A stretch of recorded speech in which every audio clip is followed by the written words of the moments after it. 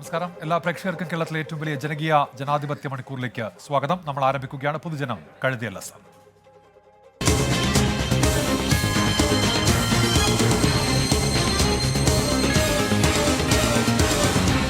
പൊതുജനം കഴുതയല്ല സാർ. പ്രിയപ്പെട്ട പ്രേക്ഷകരെ, നിങ്ങൾക്കറിയാവുന്ന പോലെ തന്നെ ഈ പരിപാടിയിൽ നിങ്ങൾക്ക് ജനകീയ വിഷയങ്ങൾ അവതരിപ്പിക്കാം. അതിനായി അവസരമുണ്ട്. നാട്ടിൽ എന്തെങ്കിലും ജനകീയ വിഷയങ്ങൾ ഞങ്ങളുടെ ശ്രദ്ധയിൽ കൊണ്ടുവരേണ്ടതുണ്ടെങ്കിൽ ലാൻഡ് ഫോൺ നമ്പറിൽ വിളിച്ച് ആ വിഷയം അറിയിക്കാം. 048428305110 ഈ നമ്പറിലാണ് വിളിച്ച് ജനകീയ വിഷയങ്ങൾ ശ്രദ്ധയിൽ കൊണ്ടുവരേണ്ടത്.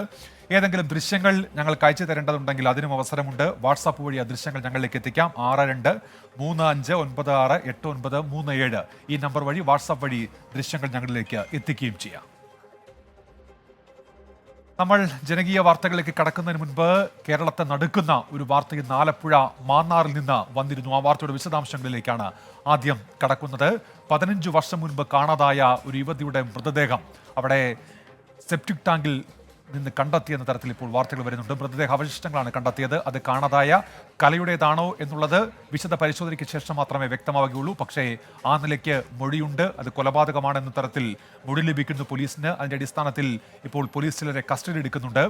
അതിന്റെ കൂടുതൽ വിശദാംശങ്ങളിലേക്കാണ് നമ്മൾ പോകുന്നത്. അതിനു മുൻപ് ഈ കലയുടെ ബന്ധു ഈ വിഷയത്തിൽ നടത്തിയൊരു പ്രതികരണമുണ്ട്. ആ പ്രതികരണത്തിലേക്ക് ആദ്യം. ഇപ്പം ഇവരിത് പറയുന്നെങ്കിലും എനിക്കറിയത്തില്ല അങ്ങനെ ഉണ്ടായോ ഇല്ലയോ, വേറെ ആരെങ്കിലും ആയിരിക്കണമെന്നാണ് ഞാൻ പ്രാർത്ഥിക്കുന്നത്. അവരുടെ വീട്ടിൽ തലേന്നുള്ള എന്തൊക്കെയോ പ്രശ്നങ്ങളുണ്ടായി എന്ന് ഉണ്ട്. അതുകൊണ്ടാണല്ലോ അവൾ ഇവിടെ വന്നത്. ഇവിടെ വന്നു കഴിഞ്ഞപ്പോഴത്തേന് അവൾ പറഞ്ഞു ഇനി അങ്ങനെ ഒരു ഞാൻ പോവാന്ന് പറഞ്ഞു. പോകുന്നല്ല, ആ കൊച്ചിന് ആ സമയത്ത് ഭയങ്കരമായിട്ട് വല്ലാതൊരു നോർമൽ അല്ലാത്ത രീതിയിലാണ് പെരുമാറി ഇവിടുന്ന് പോയത്.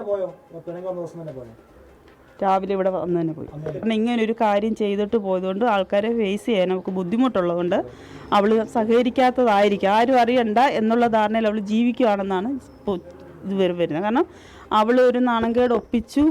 ഇനി അവൾ ഇങ്ങോട്ട് വന്ന് ആൾക്കാരെ ഫേസ് ചെയ്യണമല്ലോ. അതുകൊണ്ട് അവൾ ഇങ്ങോട്ട് വരാൻ ആഗ്രഹിക്കുന്നില്ല. പക്ഷെ അവൾ എവിടെയെങ്കിലും ജീവിക്കുന്നുണ്ട്.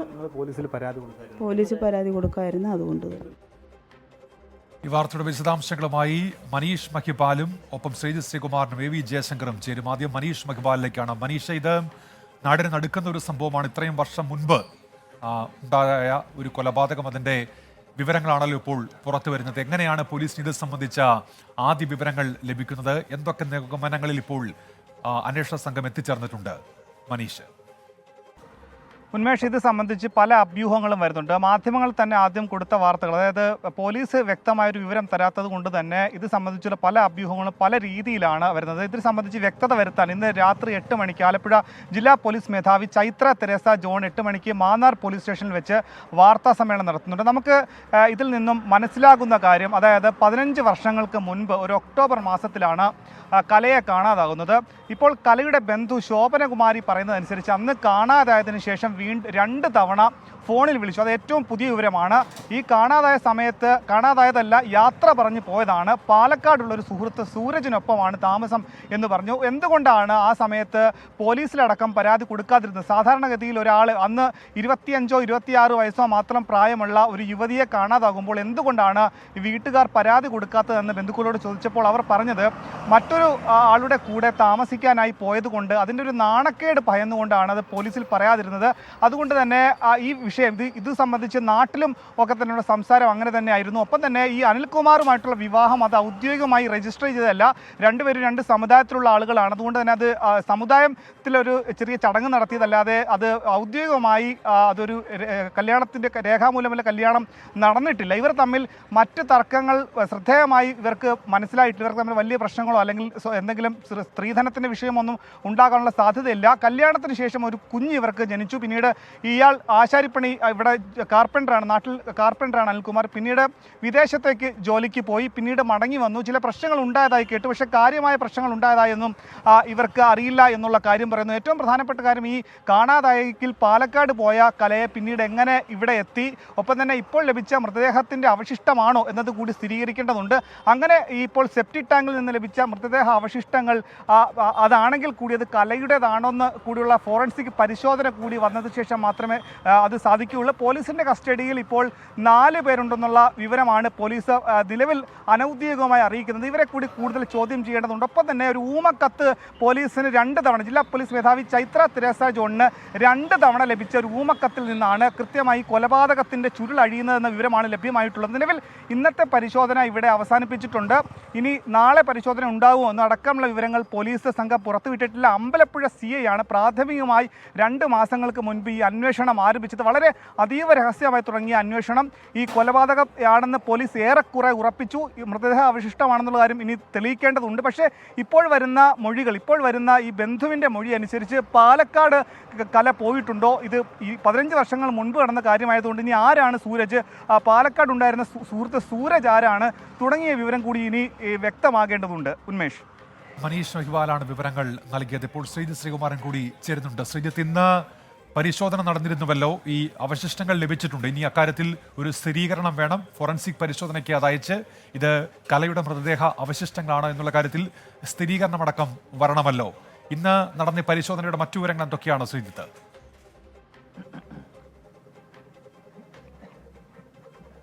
അതായത് പോലീസിനെ സംബന്ധിച്ചിടത്തോളം ശ്രമകരമായ മണിക്കൂറുകൾ തന്നെയാണ് കടന്നുപോയത്. എന്തായാലും ഈ 3 സെപ്റ്റിക് ടാങ്കുകളും തുറന്ന് പരിശോധിച്ചു. അതിനുശേഷം മറ്റു നടപടിക്രമങ്ങൾ, അതിൽ മൃതദേഹാവശിഷ്ടം ലഭിച്ചു എന്നൊരു സൂചന ഈ ആദ്യഘട്ടത്തിൽ പുറത്തു വന്നു. പിന്നീട് പോലീസ് അത് കാര്യത്തെക്കുറിച്ചൊരു സ്ഥിരീകരണം നൽകാൻ ഇതുവരെ തയ്യാറായിട്ടില്ല. എന്തായാലും വർഷം ഇത്രയധികം ആയതാണ്. അതുകൊണ്ട് തന്നെ പിന്നീട് ഈ സെപ്റ്റിക് ടാങ്ക് ക്ലീൻ ചെയ്തോ ഇല്ലയോ എന്ന കാര്യത്തെക്കുറിച്ചൊക്കെ ഒരു വ്യക്തത വീണ്ടും വരേണ്ടതുണ്ട്. ആ കാര്യത്തിൽ ഒരു പോലീസിൻ്റെ കൺഫ്യൂഷൻ ഇപ്പോഴും നിലനിൽക്കുന്നുണ്ട്. എന്തായാലും ഇപ്പോൾ ചില അവശിഷ്ടങ്ങൾ ലഭിച്ചിട്ടുണ്ട്. അത് ശാസ്ത്രീയമായ പരിശോധനയ്ക്ക്, ഫോറൻസിക് പരിശോധനയ്ക്ക് വിധേയമാക്കുക എന്ന് തന്നെയാണ്. അതിൽ നമ്മൾ നേരത്തെ പറഞ്ഞതുപോലെ തന്നെ ഇതൊരു ഊമക്കത്ത്, അത് 2 ആഴ്ച മുമ്പാണ് ലഭിച്ചത് എന്നൊരു സ്ഥിരീകരണം വരുന്നുണ്ട്. അത് ഒരു സ്ത്രീയാണ്, ഈ കസ്റ്റഡിയിലിരിക്കുന്ന ഒരാളുടെ ഭാര്യയായ ഒരു സ്ത്രീയാണ്. അവരും ഈ പറയുന്ന ആളും തമ്മിൽ തർക്കമുണ്ടായിരുന്നു. അവരെ തരത്തിലൊരു ശരീരത്തിൽ ഉപദ്രവം ഏൽപ്പിക്കുന്ന അടക്കമുള്ള നടപടികളിലേക്ക് കടന്ന സമയത്ത് ഒരാൾ പറഞ്ഞതാണ് എന്ന് മനസ്സിലാക്കുന്നു. അത് ഈ ബന്ധുക്കൾ, അതെല്ലാവരും ബന്ധുക്കൾ തന്നെയാണ്. അതിലെ ഏറ്റവും കൗതുകരമായ കാര്യം, ഈ കുടുംബത്തിലെ പലർക്കും ഈ വിഷയത്തെക്കുറിച്ച് അറിയാമായിരുന്നു എന്ന് ഈ മൊഴി അടക്കം ലഭിച്ചിട്ടുണ്ട്. അങ്ങനെ പോലീസിനെ സംബന്ധിച്ചിടത്തോളം നിർണായകമായ മണിക്കൂറുകളിലൂടെ കടന്നുപോയി ഇത്തരത്തിലുള്ള ആളുകൾ, ഈ 4 പേരെയും, ഈ കസ്റ്റഡിയിൽ ഇപ്പോൾ 4 പേരാണുള്ളത്, ഈ 4 പേരും ബന്ധുക്കളാണ്. ഈ 4 പേരെയും കസ്റ്റഡിയിലെടുത്തത് സ്വാഭാവികമായി ഇന്നലെ രാവിലെയോടുകൂടിയാണ്. പിന്നീട് SP-യുടെ സ്പെഷ്യൽ സ്ക്വാഡ് ദീർഘനേരത്തെ ചോദ്യം ചെയ്യലിന് ശേഷമാണ് ഏറ്റവും ഒടുവിൽ ഈ സെപ്റ്റിക് ടാങ്കിൽ മൃതദേഹമുണ്ട് എന്ന് ഇവർ തന്നെ സമ്മതിക്കുന്നത്. അതിൻ്റെ അടിസ്ഥാനത്തിലുള്ളൊരു പരിശോധനയാണ് നടക്കുന്നത്.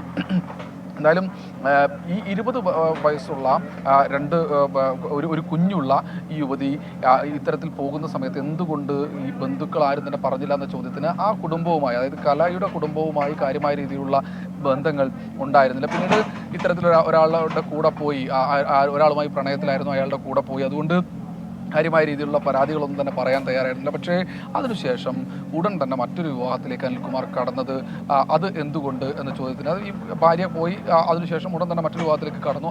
ആ ചോദ്യങ്ങളൊക്കെ ഒരു ഭാഗത്ത് നിൽക്കുന്നു. എന്തായാലും നേരത്തെ പറഞ്ഞതുപോലെ ആദ്യഘട്ടത്തിൽ ഈ കേസ് ഒരു തിരോധാനം എന്ന തരത്തിൽ അന്വേഷിച്ച പോലീസ് ഉദ്യോഗസ്ഥരെ ഒക്കെ തന്നെ ഈ വിഷയത്തിൽ വിളിച്ചു വരുത്തി, അല്ലെങ്കിൽ അവരുടെ ഒക്കെ തന്നെ എന്താണ് അവർക്ക് പറയാനുള്ളത് എന്നത് അടിസ്ഥാനമാക്കിയുള്ള ഒരു നടപടിയിലേക്ക് പോലീസ് കടന്നിട്ടുണ്ട് എന്ന് മനസ്സിലാക്കുന്നു. എന്തായാലും ആലപ്പുഴ SP ചൈത്ര തെരേസ ജോൺ അവർ ഈ അല്പസമയത്തിനകം ഈ മാന്നാറിൽ എത്തുമെന്ന ഒരു പ്രാഥമികമായ വിവരമുണ്ട്. എന്തെങ്കിലും ഒരു വിഷയത്തിൽ അവരുടെ പ്രതികരണം, കാരണം ഇത്ര കണ്ട് പ്രമാദമായ കേസ്, കഴിഞ്ഞ ദിവസം ഈ വീട്ടിലെത്തി അവരുടെ ജ്യേഷ്ഠൻ്റെ ഭാര്യയോട്, ഈ കലയുടെ ജ്യേഷ്ഠൻ്റെ ഭാര്യയോട് ഏതാണ്ട് ഉറപ്പിച്ചിരുന്നു ഇത് തന്നെയാണോ കല എന്ന് ചോദിച്ചിരുന്നു എന്നാണ് മനസ്സിലാക്കുന്നത്. അങ്ങനെ പോലീസ് ചോദിച്ചപ്പോൾ എന്തിനാണ് ഇപ്പോൾ അങ്ങനെ ചോദിച്ചാൽ പഴയ മിസ്സിംഗ് കേസുകളൊക്കെ പോലീസ് ഒന്നുകൂടി അന്വേഷിക്കുന്നുണ്ട് എന്ന് പറഞ്ഞു. അപ്പോൾ എന്തായാലും പാലക്കാടുള്ള ഒരു യുവാവുമായി അടുപ്പത്തിലായിരുന്നു എന്ന് പറയുന്നു. അവിടേക്ക് അയാളുടെ കൂടെ ആയിരുന്നു പോയിരുന്നതെന്ന് മനസ്സിലാക്കുന്നതെന്ന് കൃത്യമായ രീതിയിൽ പറയുന്നുണ്ട്. എന്തായാലും പോലീസ് പക്ഷേ അപ്പോഴും ഇത് ഫോട്ടോയിൽ കാണുന്ന യുവതി ഇത് തന്നെയാണോ എന്ന് ഉറപ്പിക്കാൻ വേണ്ടിയാണ് ചെയ്തിരുന്നതെന്ന് അവർക്ക് പോലും മനസ്സിലായിരുന്നു. അതിനുശേഷമാണ് ഇന്നലെ രാവിലെയോടുകൂടി കസ്റ്റഡിയിലെടുത്ത ആളുകൾ ഒപ്പം ഇരുത്തിയും അതുപോലെ തന്നെ വെവ്വേറെ ഇരുത്തിയും ഒക്കെ തന്നെ ഒരു ചോദ്യം ചെയ്യൽ എന്ന നടപടിയിലേക്ക് പോലീസ് കടന്നിരിക്കുന്നത്. എന്നാലും ഫോറൻസിക് പരിശോധനയ്ക്ക് വേണ്ടിയുള്ള നടപടിക്രമങ്ങളിലേക്ക് കടന്നിട്ടുണ്ട്. ഇനി ജില്ലാ പോലീസ് മേധാവിയാണ് പറയേണ്ടത് ഈ കസ്റ്റഡിയിലിരിക്കുന്ന 4 പേർക്കോ അല്ലെങ്കിൽ അനിൽകുമാറിനോ ആർക്കെങ്കിലും ഇത്തരത്തിൽ കൊലപാതകവുമായി ബന്ധമുണ്ട്. ഈ മൊഴികൾ പക്ഷേ കഴുത്തിൽ ഷാൾ മുറുക്കി കൊന്നു, അതിനുശേഷം സെപ്റ്റിക് ടാങ്കിൽ കൊണ്ടുവന്നിട്ടു എന്ന മൊഴിയാണ് ഉള്ളത്.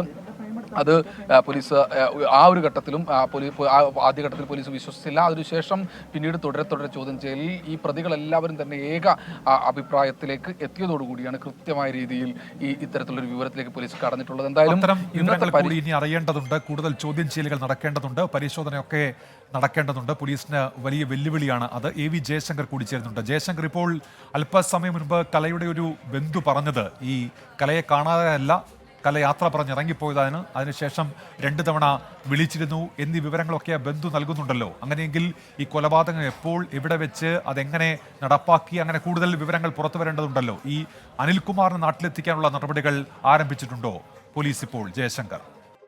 ഈ കുറച്ചധികം നടപടികൾ പൂർത്തിയാക്കാനുണ്ടായി. സംസ്ഥാന പോലീസ് മേധാവി ഇന്റർപോളിനുൾപ്പെടെ ഇതുമായി ബന്ധപ്പെട്ട വിശദാംശങ്ങൾ നൽകണം.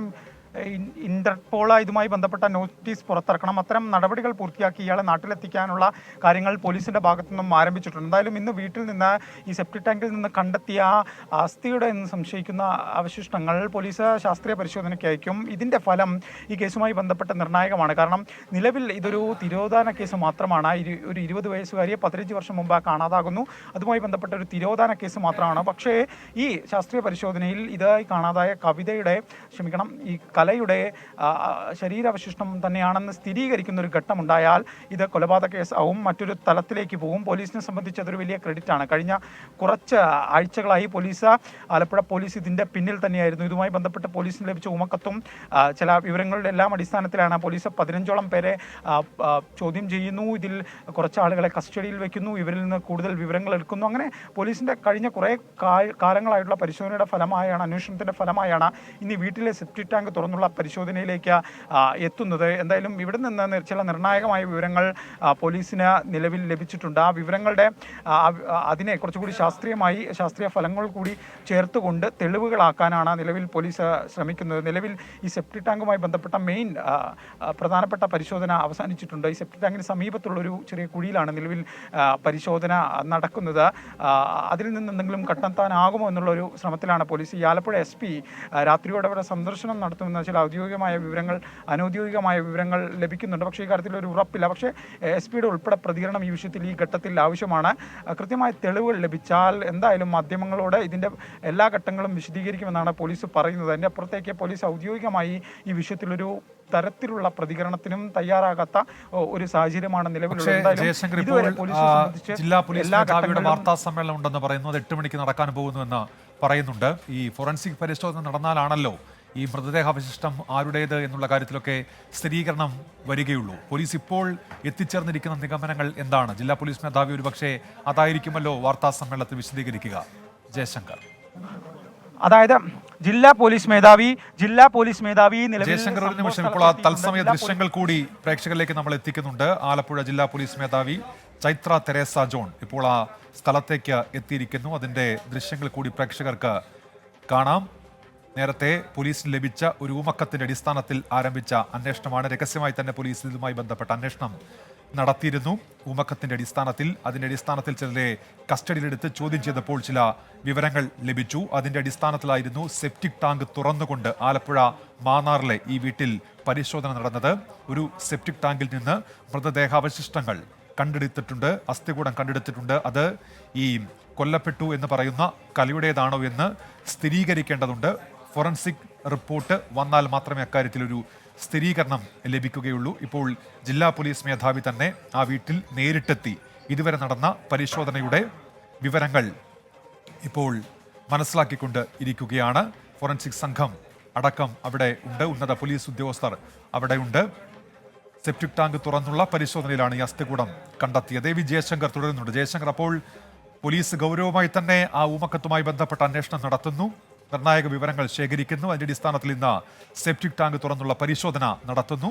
അങ്ങനെ ഗൗരവത്തോടെ പോലീസ് അതുമായി ബന്ധപ്പെട്ട് നീങ്ങുന്നു. ജില്ലാ പോലീസ് മേധാവി തന്നെ ഇപ്പോൾ നേരിട്ടെത്തിയിട്ടുണ്ടല്ലോ കാര്യങ്ങൾ വിലയിരുത്താൻ. ജയശങ്കർ, ആലപ്പുഴ മാന്നാറിലെ ആ വീട്ടിലേക്കാണ് ഇപ്പോൾ ജില്ലാ പോലീസ് മേധാവി എത്തിച്ചേർന്നിരിക്കുന്നത്. സെപ്റ്റിക് ടാങ്ക് തുറന്നുള്ള പരിശോധന തൽക്കാലം അവസാനിപ്പിച്ചിരുന്നു. മൃതദേഹാവശിഷ്ടം അസ്ഥികൂടം കിട്ടി എന്നാണ് മനസ്സിലാക്കാൻ കഴിയുന്നത്. അത് ഫോറൻസിക് പരിശോധനയ്ക്ക് അയക്കും. ശ്രീജിത്ത് ശ്രീകുമാറിന് ഇപ്പോൾ അവിടെയുണ്ട്. ശ്രീജിത്ത്, ജില്ലാ പോലീസ് മേധാവി സ്ഥലത്തെത്തിയിട്ടുണ്ട്. വിവരങ്ങൾ. നിർണായകമായ മണിക്കൂറുകളിലൂടെ പോലീസ് കടന്നു പോകുന്നു. അതിൻ്റെ ആ ദൃശ്യങ്ങളാണ് ഇപ്പോൾ കണ്ടുകൊണ്ടിരിക്കുന്നത്. അവർ ആ പ്രദേശം 8 മണി അറിയിച്ചിട്ടുണ്ട്. 8 മണിക്ക് Alappuzha SP Chaithra Teresa John മാധ്യമങ്ങളെ കാണുമെന്ന് ഇതോടുകൂടി അറിയിച്ചിട്ടുണ്ട്. അത് എവിടെ വെച്ചായിരിക്കുമെന്ന് കൂടി നമുക്ക് അറിയേണ്ടതുണ്ട്. അത് ഒരുപക്ഷെ മാന്നാർ പോലീസ് സ്റ്റേഷനിൽ വെച്ച് തന്നെയായിരിക്കും അത്തരത്തിൽ 8 മണിക്ക് മാധ്യമങ്ങളെ കാണുക എന്ന് മനസ്സിലാക്കുന്നു. അതായത് ആലപ്പുഴ SP ഇക്കാര്യത്തെക്കുറിച്ചൊരു വിശദാംശങ്ങൾ ഇത്ര കണ്ട് ഈ മണിക്കൂറുകളിൽ ആകാംക്ഷയോടെ കാത്തിരുന്ന എന്താണ് സംഭവിച്ചതെന്ന് ലോകത്തോട് പറയാൻ വേണ്ടി അവർ 8 മണിക്ക് Alappuzha SP Chaithra Teresa John മാധ്യമങ്ങളെ കാണുമെന്ന് അറിയിച്ചിട്ടുണ്ട്. ഇപ്പോൾ ആ പരിസര പ്രദേശങ്ങൾ പൂർണ്ണമായ രീതിയിൽ അവർ പരിശോധിക്കുന്ന ഒരു കാഴ്ചയാണ് നമ്മൾ കാണുന്നത്. എന്തായാലും അതിനിർണായകമായ മണിക്കൂറുകളിലൂടെ കടന്നുപോയ പോലീസിന് എന്തെല്ലാം തെളിവുകൾ ലഭിച്ചു, അത് എത്രത്തോളം കണക്റ്റിംഗ് എവിഡൻസുകളാണ്, അത് എത്രത്തോളം ഈ കേസിന് ബലം നൽകും, അല്ലെങ്കിൽ ഈ പറഞ്ഞ മൊഴികളൊക്കെ എത്രത്തോളം വിശ്വാസയോഗ്യമാണ് എന്നതിനെക്കുറിച്ചൊക്കെയുള്ളൊരു വ്യക്തത 8 മണിയോടുകൂടി മാത്രമേ വരികയുള്ളൂ. അത് എവിടെ വെച്ചാണ് അവർ മാധ്യമങ്ങളെ കാണുക എന്നത് അല്പസമയത്തിന് ശേഷം മാന്നാർ പോലീസ് സ്റ്റേഷനിൽ വെച്ച് SP മാധ്യമങ്ങളെ കാണും. നിർണായകമായ മണിക്കൂറുകളിലൂടെ കടന്നുപോയി പോലീസിന് എന്തെല്ലാം തെളിവുകളാണ് പോലീസിന് ലഭിച്ചിട്ടുള്ളത്?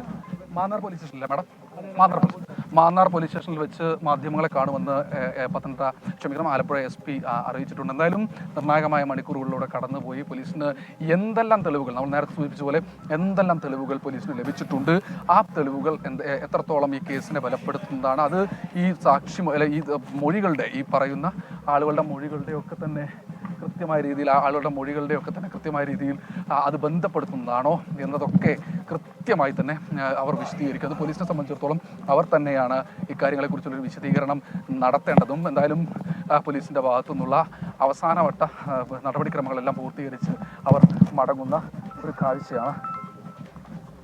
ഹലോ ശ്രീജിത്ത് ശ്രീകുമാറിനാണ് ഇപ്പോൾ വിവരങ്ങൾ നൽകിക്കൊണ്ടിരിക്കുന്നത്. ആലപ്പുഴ ജില്ലാ പോലീസ് മേധാവി ചൈത്ര തെരേസ ജോൺ ഇപ്പോൾ ആ വീട്ടിലെത്തി അവിടെ നിന്ന് മടങ്ങുകയാണ്. 8 മണിക്ക് പോലീസ് സ്റ്റേഷനിൽ അവർ മാധ്യമങ്ങളെ കാണും എന്ന് അറിയിച്ചിട്ടുണ്ട്. മനീഷ് മഹിബാൽ വിവരങ്ങളുമായി തുടരുന്നുണ്ട്. മനീഷ്, അപ്പോൾ 8 മണിക്കാണ് പോലീസിന്റെ വാർത്താ സമ്മേളനം. ഇക്കാര്യത്തിൽ നിലവിൽ എന്തൊക്കെ വിവരങ്ങൾ സ്ഥിരീകരിക്കുന്നുണ്ട് പോലീസ്? മനീഷ്. ഉന്മേഷ്, ചെങ്ങന്നൂർ DYSPയുടെ നേതൃത്വത്തിലുള്ള പോലീസ് സംഘം ഇന്ന് ഏകദേശം 4 മണിക്കൂറോളം സമയമാണ് ഈ വീട്ടിലെത്തി, ഈ മാന്നാറിലെ ഇയാൾ താമസിച്ചിരുന്ന കുടുംബ വീട്ടിലെത്തി അവിടെ സെപ്റ്റി ടാങ്കിൽ പരിശോധന നടത്തിയത്. ഏറ്റവും പ്രധാനപ്പെട്ട ഈ സെപ്റ്റി ടാങ്ക് അന്ന് ഈ കൊലപാതകം നടത്തിയെന്ന് സംശയിക്കപ്പെടുന്ന ഈ സ്ഥലത്തെ ഈ സെപ്റ്റി ടാങ്ക് അല്ലാതെ പുതിയതായി വീണ്ടും 2 സെപ്റ്റി ടാങ്കുകൾ കൂടി പണിതിരുന്നു. പക്ഷേ പോലീസിന് കൃത്യമായി ഏതാണ് എന്നുള്ള കാര്യത്തിൽ വ്യക്തത ഉണ്ടായിരുന്നു.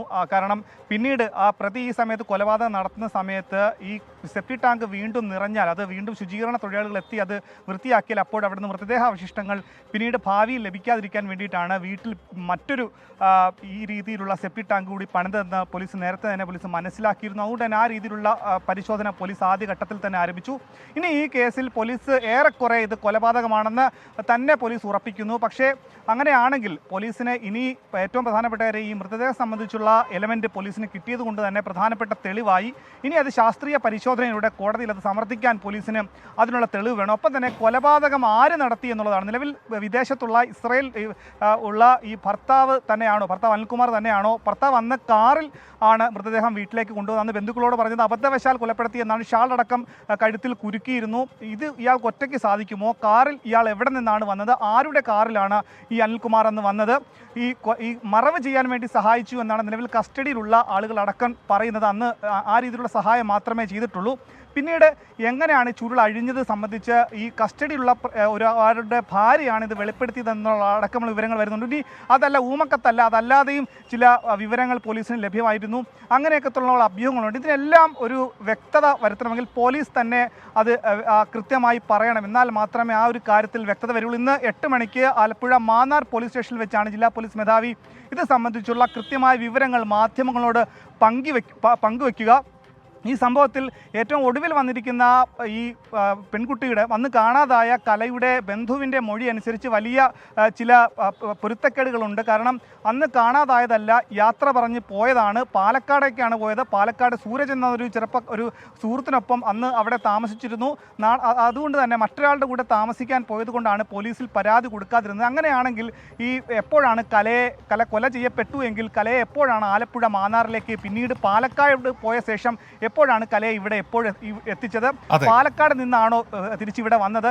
ഇനി അതല്ല, പാലക്കാടാണെന്ന് കല അന്ന് കളവ് പറഞ്ഞതാണോ? ശരി അന്ന് മനീഷ്, എന്താണ് ഏതായാലും സംഭവിച്ചത്? അക്കാര്യത്തിലൊക്കെ ഇനിയൊരു വിശദീകരണം ലഭിക്കേണ്ടതുണ്ട്. പോലീസ് അക്കാര്യങ്ങളൊക്കെ എങ്ങനെയാണ് വിശദീകരിക്കുന്നത് എന്നത് അറിയേണ്ടതുണ്ട്. 8 മണിക്ക് ജില്ലാ പോലീസ് മേധാവിയുടെ വാർത്താ സമ്മേളനത്തിൽ അക്കാര്യങ്ങളൊക്കെ അവർ വിശദീകരിക്കും എന്ന് ഈ ഘട്ടത്തിൽ കരുതാം. ഈ വിഷയവുമായി ബന്ധപ്പെട്ട് പ്രേക്ഷകരുടെ പ്രതികരണങ്ങൾ വരുന്നുണ്ട്. നൌഷാദ് പുന്നത്തല പറയുന്നത് നല്ലൊരു വാർത്താ നേരം ഇന്ന് സെപ്റ്റിക് ടാങ്കിൽ മുങ്ങി എന്നുള്ളതാണ്.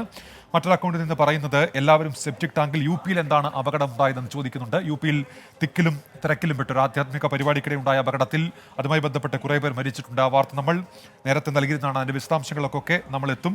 എന്തിനാണ് ഈ വാർത്തയിൽ ഇങ്ങനെ നിൽക്കുന്നത് എന്നും പ്രേക്ഷകർ ചോദിക്കുന്നുണ്ട്.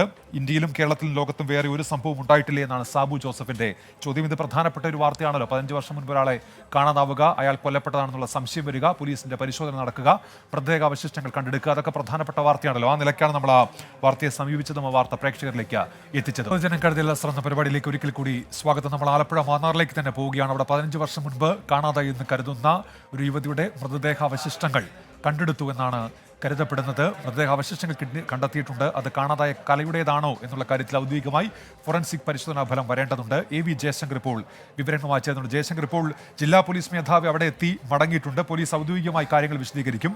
ഈ നാട്ടുകാർ ഒപ്പം ആ ബന്ധുക്കളൊക്കെ ഈ സംഭവവുമായി ബന്ധപ്പെട്ട് നൽകുന്ന വിവരങ്ങൾ എന്തൊക്കെയാണ് ജയശങ്കർ പുതുതായി? അതായത് ഈ പെൺകുട്ടിയുടെ ബന്ധുക്കൾ നേരത്തെ മറ്റൊരു കഥ പറഞ്ഞിരുന്നു. അതായത് തങ്ങൾ പോലീസിൽ പരാതി പറയാതിരുന്നത് ഇത്തരത്തിൽ സമൂഹത്തിൽ മോശമാവുമെന്നുള്ള ഒരു അവസ്ഥ കൊണ്ടാണ്. ഒപ്പം തന്നെ ഒരു സുഹൃത്തിൻ്റെ കൂടെ പാലക്കാട്ടേക്ക് പോയതിനു ശേഷം 2 വട്ടം വിളിച്ചിരുന്നു എന്നാണ് ഈ പെൺകുട്ടിയുടെ ബന്ധുക്കൾ നേരത്തെ പറഞ്ഞത്. അതിനപ്പുറത്തേക്കുള്ളൊരു പ്രതികരണത്തിന് ഈ പെൺകുട്ടിയുടെ കലയുടെ ബന്ധുക്കൾ ഇതുവരെ തയ്യാറായിട്ടില്ല. ഒപ്പം തന്നെ ഈ അനിൽകുമാറിൻ്റെ വീട്ടിലേക്ക് വന്നു കഴിഞ്ഞാൽ ഈ വീടിന് ചുറ്റും ഒരുപാട് ആളുകൾ എത്തിയിട്ടുണ്ട്. പക്ഷേ അവരൊക്കെ ഈ പ്രദേശത്ത് തൊട്ടടുത്ത പ്രദേശങ്ങളിലുള്ള ആളുകളാണ്. ഈ തിരോധാനവും ഇത് ബന്ധപ്പെട്ടുള്ള കാര്യങ്ങളോ അറിയുന്ന ആളുകളല്ല. അതുകൊണ്ട് തന്നെ അവർക്ക് ഇക്കാര്യങ്ങളെക്കുറിച്ചൊരു ധാരണയില്ല. ഈ അനിൽകുമാറിൻ്റെ ബന്ധുക്കൾ, അടുത്ത ബന്ധുക്കൾ എന്ന് പറയുന്ന ആളുകൾ ഈ വിഷയവുമായി ബന്ധപ്പെട്ട ഇതുവരെ പ്രതികരിക്കാൻ തയ്യാറായിട്ടില്ല. ഇതിൽ ചില ആളുകളാണ് പോലീസ് കസ്റ്റഡിയിലുള്ളത്. എന്തായാലും ഇതുമായി ബന്ധപ്പെട്ട പോലീസിൻ്റെ അന്വേഷണം ഇനിയും കൂടുതൽ പോകും. ഈ ആലപ്പുഴ SP രാത്രി 8 മണിയോടുകൂടി മാന്നാനം സ്റ്റേഷനിൽ വെച്ച മാധ്യമങ്ങളെ കാണുന്നുണ്ട്. ഈ ഒരു ഘട്ടത്തിൽ ഇതുവരെ ഉണ്ടായ പോലീസ് അന്വേഷണങ്ങളെക്കുറിച്ചും അതിൽ നിന്ന് ഏത് തരത്തിൽ ലീഡ് ലഭിച്ചു, ഇപ്പോഴത്തെ ഈ കേസിൻ്റെ അവസ്ഥ എന്താണ്, ഇത് കൊലപാതകത്തിന് കേസ് എടുത്തോ ഉൾപ്പെടെയുള്ള കാര്യങ്ങളിൽ പല ചോദ്യങ്ങൾക്കുള്ള ഉത്തരം SP-യുടെ വാർത്താ സമ്മേളനത്തിൽ കൃത്യമായിട്ടും ഉണ്ടാകും. അല്പസമയം മുമ്പാണ് ആലപ്പുഴ SP ഈ പ്രദേശം സന്ദർശിച്ചത്. ഈ കാര്യങ്ങളെല്ലാം ഉദ്യോഗസ്ഥരോട്, ഇവിടെ നടപടിക്രമങ്ങൾ പൂർത്തിയാക്കിയ ഉദ്യോഗസ്ഥരോട് കാര്യങ്ങൾ വിലയിരുത്തി. ഈ കേസിന് ആലപ്പുഴ SP എത്രമാത്രം പ്രാധാന്യം നൽകുന്നുണ്ടെന്നതിന് ഒരു ഉദാഹരണം കൂടിയായിരുന്നു ഒരു സന്ദർശനം. കാരണം അവരുടെ ഒരു പ്രത്യേക ടീമാണ് ഈ കേസ് ഇതുവരെ പൂർണ്ണമായും അന്വേഷിച്ചത്. ഒരു പുനരന്വേഷണം നേരിട്ട് SP-യുടെ കീഴിലായിരുന്നു. അതുകൊണ്ട് തന്നെയാണ് ഈ പരിശോധന പൂർത്തിയായതിന് പിന്നാലെ SP സ്ഥലത്തെത്തി കാര്യങ്ങൾ വിലയിരുത്തിയത്. എന്തായാലും പോലീസിൻ്റെ അന്വേഷണം പല തലങ്ങളിൽ പല ഘട്ടങ്ങളിലായി പോകുന്നുണ്ട്. ഇതിൻ്റെ എല്ലാം ഒരു അവലോകനം SP-യുടെ വാർത്താ സമ്മേളനത്തിലുണ്ടാകും. ഇനി പോലീസിന് ചെയ്യേണ്ട മറ്റൊരു നിർണായകമായ കാര്യം ഈ അനിൽകുമാർ എന്ന് പറയുന്ന ഈ കലയുടെ ഭർത്താവിനെ വിദേശത്ത് നിന്ന്, ഇസ്രായേലിൽ നിന്ന് നാട്ടിലെത്തിച്ചു. ശരി, അതിനായുള്ള നീക്കവും പോലീസ് ഒരുപക്ഷെ നടത്തുന്നുണ്ടാകണം. മനീഷ് മഗ്വാൽ കൂടി ചേരുന്നുണ്ട്. മനീഷ്, അനിൽകുമാറിനെ നാട്ടിലെത്തിച്ച് ചോദ്യം ചെയ്യുമ്പോഴല്ലേ കൂടുതൽ വിവരങ്ങൾ ലഭ്യമാവുകയുള്ളൂ? പോലീസ് ഇതിനോടകം അതിനുള്ള നീക്കം ആരംഭിച്ചിട്ടുണ്ടോ? ഉന്മേഷ്, ഇതിൽ ഏറ്റവും പ്രധാനപ്പെട്ട കാര്യം അമ്പലപ്പുഴ പോലീസാണ് ഈ സംഭവം ആദ്യം മുതൽ 2 മാസങ്ങൾക്ക് മുമ്പ് അന്വേഷിച്ച് തുടങ്ങിയത്. അമ്പലപ്പുഴ CAയ്ക്കായിരുന്നു പ്രാഥമികമായി വിവരങ്ങൾ തേടാനും രഹസ്യ സ്വഭാവത്തിൽ വിവരങ്ങൾ തേടാനുള്ള ചുമതല ഉണ്ടായിരുന്നത്. പോലീസ് മഫ്തിയിൽ തന്നെ പല രീതിയിൽ അന്വേഷണം നടത്തിയിരുന്നു. 10ഓളം ആളുകളെ പല സമയത്ത് പോലീസ് കസ്റ്റഡിയിലെടുത്തു, ചോദ്യം ചെയ്ത് വിട്ടയച്ചു. അതിൽ നിന്നും ഇതിൽ പങ്കുണ്ടെന്ന് വ്യക്തമായിട്ടുള്ള 4 പേരെയാണ് പോലീസ് നിലവിൽ ഇപ്പോഴും കസ്റ്റഡിയിൽ തുടരുന്ന എന്ന വിവരമാണ് നമുക്ക് ലഭ്യമായിട്ടുള്ളത്. ഇതിൽ നിന്നും മനസ്സിലാകുന്നത്, അതായത് വിദേശത്തുള്ള ഇസ്രായേലിലുള്ള അനിൽകുമാർ ഇതിനോടകം അറിഞ്ഞിരുന്നു. ഈ ബന്ധുക്കൾ മുഖേന പോലീസ് രഹസ്യമായി അന്വേഷിക്കുന്ന വിവരം വിദേശത്തുള്ള ഇസ്രായേലിലുള്ള ഇയാൾ, ഈ പ്രതി എന്ന് സംശയിക്കുന്ന, ഈ കൊലപാതകം നടത്തിയെന്ന് സംശയിക്കുന്ന ഭർത്താവ് അനിൽകുമാർ ഇത് മനസ്സിലാക്കിയിട്ടുണ്ട് എന്നുള്ള കാര്യം നിലവിൽ പോലീസിനും മനസ്സിലായിട്ടുണ്ട്. അതുകൊണ്ട് തന്നെ അയാളെ തന്ത്രപൂർവ്വം നാട്ടിലേക്ക് എത്തിക്കാനുള്ള ശ്രമമാണ് പോലീസ് നടത്തിക്കൊണ്ടിരുന്നത്. എന്താണെങ്കിലും ഇത് സംബന്ധിച്ച് 2 ആഴ്ചയ്ക്ക് മുൻപ് കൂടി ഒരു ഊമക്കത്ത് വന്നതിലാണ് ഈ എവിടെയാണ് ബോഡി ഉള്ളത്, എവിടെയാണ് മറവ് ചെയ്തതെന്നടക്കമുള്ള വിവരം ലഭിച്ചതിനെ തുടർന്നാണ് പോലീസ് എത്രയും വേഗം ഇത് സംബന്ധിച്ചുള്ള തെളിവ് ലഭിക്കാൻ വേണ്ടിയിട്ട് ഈ രീതിയിലുള്ള പരിശോധന ഇന്ന് നടത്തിയത്. ഇനി പോലീസിന് മുൻപിലുള്ള ഏറ്റവും പ്രധാനപ്പെട്ട കാര്യം ഈ ബോഡി അവശിഷ്ടം ഉറപ്പിക്കുക, ഒപ്പം തന്നെ ഇത് സംബന്ധിച്ചുള്ള സംശയങ്ങൾ ദൂരീകരിക്കുക. ഈ കാണാതായത് കഴിഞ്ഞ 15 വർഷങ്ങൾക്ക് മുമ്പ് ഒരു ഒക്ടോബർ മാസത്തിലാണെന്ന് പറയുന്നു. അങ്ങനെയാണെങ്കിൽ ഈ പിന്നീട് 2 തവണ വിളിച്ചത് എവിടെ നിന്നാണ്? ആ സമയത്ത് ഈ സൂരജ് എന്ന് പറയുന്ന പാലക്കാട് ഉള്ള ഒരു യുവാവ്, അയാളും ഈ അനിൽകുമാർ ശരിയാണ് തന്നെ മനീഷ്. ഏതായാലും അക്കാര്യങ്ങളിലൊക്കെ ഇനി ഉത്തരം കിട്ടണം, വിശദീകരണം ലഭ്യമാകണം. പോലീസിന്റെ 8 മണിക്ക് അവർ നടത്തുന്ന വാർത്താ സമ്മേളനം അത് പ്രധാനപ്പെട്ടതാണ്. പോലീസ് ഇതുവരെ ലഭ്യമായ വിവരങ്ങൾ മുഴുവൻ അറിയിക്കുമെന്നാണ് നമ്മൾ കരുതുന്നത്. 8 മണിക്കാണ് ജില്ലാ പോലീസ് മേധാവിയുടെ വാർത്താ സമ്മേളനം. ഒട്ടേറെ പ്രേക്ഷകർ മറ്റു വാർത്തകളില്ലേ എന്ന് ചോദിക്കുന്നുണ്ട്. ജോസ്വിൻ ചോദിക്കുന്നുണ്ട്, മറ്റു വാർത്തകൾ പറയുമോ എന്ന് ചോദിക്കുന്നുണ്ട്. ഈ ഒരു വാർത്ത മാത്രമേ ഉള്ളൂ എന്നാണ് ഗണേഷ് ചോദിക്കുന്നത്. മറ്റു വാർത്തകളിലേക്ക് പോകരുതോ, കമന്ററി പോലെ ഈ വാർത്ത ഇങ്ങനെ പറഞ്ഞുകൊണ്ടിരിക്കല്ലേ എന്ന് പറയുന്നുണ്ട്. അത് പ്രധാനപ്പെട്ട ഒരു വാർത്തയായതുകൊണ്ടാണ് കുറച്ച് സമയം നമ്മൾ ആ വാർത്തയിൽ കേന്ദ്രീകരിച്ചതും അതിൻ്റെ എല്ലാ വിശദാംശങ്ങളും പ്രേക്ഷകരിലേക്ക് എത്തിക്കാൻ ശ്രമിച്ചത്. നമ്മളിനി പോകുന്നത് മൂന്നാറുമായി ബന്ധപ്പെട്ട് ഇന്ന് പുറത്തു വന്ന പ്രധാനപ്പെട്ട ഒരു വാർത്തയിലേക്കാണ്. ജോലി ചെയ്യുന്ന വകുപ്പിൽ ഉദ്യോഗസ്ഥരെക്കാൾ സ്വാധീനം നേതാക്കൾക്കായാൽ എന്താണ് സ്ഥിതി എന്നതുമായി ബന്ധപ്പെട്ട ഒരു ഉദാഹരണം സംഭവിച്ച ദിവസമാണ്. കയ്യേറ്റം ഒഴിപ്പിച്ച ഉദ്യോഗസ്ഥരെ സ്ഥലം മാറ്റുമെന്ന് അവിടെ CPIയുടെ ലോക്കൽ സെക്രട്ടറി ഭീഷണിപ്പെടുത്തിയിരുന്നു. അതിന് തൊട്ടു പിന്നാലെ സ്ഥലമാറ്റമുണ്ടായി. എന്നാൽ ഇപ്പോൾ ആ സ്ഥലമാറ്റം ഹൈക്കോടതി ഇടപെട്ട് സ്റ്റേ ചെയ്തിരിക്കുകയാണ്. ഭൂസംരക്ഷണ സേന അംഗങ്ങളെയായിരുന്നു വിവിധ ഇടങ്ങളിലേക്ക് മാറ്റിയത്. 3 കേസുകൾ പരിഗണിക്കുന്ന ഹൈക്കോടതി ബെഞ്ചാണ് ഇപ്പോൾ ആ നടപടി സ്റ്റേ ചെയ്തിരിക്കുന്നത്. ആ വാർത്തയിലേക്കാണ്. സർവേ നമ്പർ 20/1 പെടുന്ന റവന്യൂ ഭൂമിയിൽ ഗണേശൻ എന്ന ദേവികുളം സ്വദേശിയാണ് കയ്യേറി ഷെഡ് നിർമ്മിച്ചത്. ഈ കയ്യേറ്റം ഒഴിപ്പിക്കാൻ ജൂൺ 14-ാം തീയതിയാണ് തഹസിൽദാരുടെ നേതൃത്വത്തിലുള്ള സംഘം എത്തുന്നത്. കൂടെ CPI ലോക്കൽ സെക്രട്ടറി ആരോഗ്യദാസും എത്തി. കയ്യേറ്റം ഒഴിപ്പിക്കാൻ അനുവദിക്കില്ലെന്നും കയ്യേറ്റം ഒഴിപ്പിക്കുന്ന ഉദ്യോഗസ്ഥരെ വീട്ടിലിരുത്തുമെന്നും പേരെഴുതി കൊടുത്ത് സ്ഥലം മാറ്റുമെന്നും ഭീഷണി, കൂടാതെ അസഭ്യ വർഷവും. ഈ ദൃശ്യങ്ങൾ സഹിതം പുറത്തു വന്ന് വലിയ വാർത്തയായതോടെ CPI നേതൃത്വം തന്നെ ഇടപെട്ടു. കയ്യേറ്റം ഒഴിപ്പിക്കൽ തടയാൻ ആരെയും നിയോഗിച്ചിട്ടില്ലെന്നായിരുന്നു റവന്യൂ മന്ത്രി അടക്കമുള്ളവരുടെ മറുപടി. എന്റെ കൊച്ചുങ്ങൾ നോക്കാം അതുപോലെ ഇല്ല അതല്ല നോക്കാം കൊച്ചിന്റെ പാവം എനിക്ക് പിടിക്കും. വേണമെങ്കിൽ നോക്കിക്കോ. ഏത് ഇവിടെ എത്ര കയ്യേറ്റം ഞാൻ കാണിച്ചു തരാം. ഏത് നിങ്ങൾ വീട്ടിലെ ഇല്ലെങ്കിൽ ദാസ് ഇവിടെ വിട്ട് പാറ്റി വിട്ട് പോവാം. പോരെ നിങ്ങൾ പേര് വെച്ച് ഞാൻ എഴുതി കൊടുക്കും. നാളെ നോക്കിക്കോ. നാളെ നോക്കിക്കോ. ജില്ലാ കളക്ടർ അന്ന് പറഞ്ഞില്ലേ ഒരെണ്ണം കൊടുത്തിട്ടുണ്ട്. ഓർക്കുണ്ടോ? ഇനി കൊടുക്കും. പറഞ്ഞ വാക്കു പാലിച്ചില്ലെങ്കിൽ പിന്നെ എന്ത് നേതാവ്? CPI ലോക്കൽ സെക്രട്ടറി പറഞ്ഞതുപോലെ തന്നെ 1 മാസം തികയുന്നതിനുള്ളിൽ 7 ഭൂസംരക്ഷണ സേനാംഗങ്ങളെ വിവിധ ഇടങ്ങളിലേക്ക് സ്ഥലം മാറ്റിക്കൊണ്ടുള്ള കളക്ടറുടെ ഉത്തരവ് ഇന്ന് വന്നു. 10 വർഷമായി താൽക്കാലികമായി ജോലി നോക്കുന്ന വിമുക്ത ഭടന്മാരുൾപ്പെടെയുള്ള ഭൂസംരക്ഷണ സേനാംഗങ്ങൾക്കെതിരെയാണ് കളക്ടറുടെ നടപടി ഉണ്ടായത്.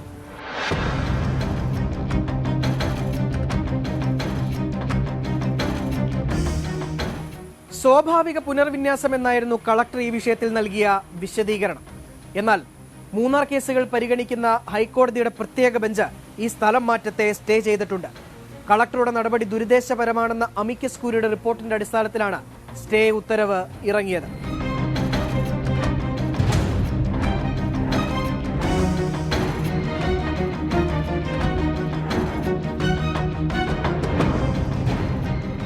എന്തായാലും കയ്യേറ്റങ്ങൾക്കെതിരെ ശക്തമായ നടപടിയെടുക്കുമെന്ന് റവന്യൂ വകുപ്പ് ആവർത്തിക്കുമ്പോഴാണ് CPI ലോക്കൽ സെക്രട്ടറിയുടെ ഭീഷണിക്ക് വഴങ്ങി കയ്യേറ്റം ഒഴിപ്പിക്കാനെത്തിയ ഉദ്യോഗസ്ഥരെ സ്ഥലം മാറ്റിക്കൊണ്ടുള്ള ഉത്തരവിറങ്ങിയതെന്നതും കൗതുകകരമായ കാര്യം തന്നെ.